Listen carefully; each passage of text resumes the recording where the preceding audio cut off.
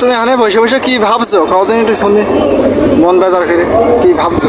মন বেজার করে না তো এখানে আমি ভাবতেছি, হ্যাঁ, আমি যখন এই মসজিদুল হারামে আসি, মসজিদুল হারামে এসে যখন বসি নামাজ কালাম পড়ি, হেঁটে হেঁটে বেড়াই, তখন আমার মনে হয় যে এই বুঝি নবীজি হেঁটে বেড়াচ্ছে বাস্তবে। এটা বাস্তবে এরকম মনে হয় যে এই বুঝি নবীজি হেঁটে বেড়াচ্ছে, এই বুঝি মনে হয় যে হাসান হোসেন মনে হচ্ছে খেলা করছে, হ্যাঁ, রাদিয়াল্লাহু তাআলা আনহু।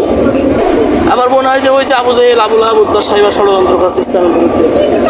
তুমি একটু দেখাও এই যে এই সব জায়গায় তো এই যে সব জায়গায় এই যে সব জায়গায় এই সব জায়গায় তো মনে করো যে তোমার আমার নবীজির পদচারণা লেগে আছে, তাই না?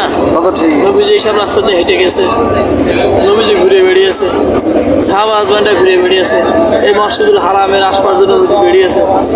তো এরকম যেখানেই যায় সেখানেই মনে হয় যে এই জায়গা মনে হয় নবীজি পায়ের ছাপা আছে, এই জায়গা মনে হয় নবীজির পদচারণা আছে, এরকম মনে হয়।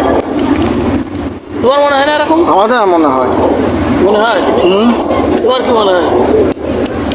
আমার মনে হয় আমি খালি পাই দিয়ে হাঁটি, তাই মনে হয়? কারণ এখানে গেলে নবীজি পাঁচ ছাপ্পা কোন জায়গায় আছে কি আমি জানি, সব জায়গায় আছে সব জায়গায় আছে নবীজি। এখানে তার জন্মভূমি, এখানে তার বেড়ে ওঠা, এখানে তার না। শৈশব, এখানে তার কৈশোর, এখানে তিনি একটানা 40 বছর পর্যন্ত থেকেছে, তারপর নবুয়ত প্রাপ্তি পেয়েছে, নবুয়তি হওয়ার পরও 6-7 বছর থেকেছে, ঠিক আছে তাই না?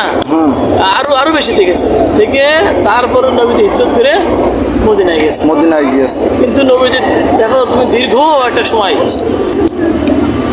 সময় নবীজি এই মসজিদুল হারামে থেকেছে।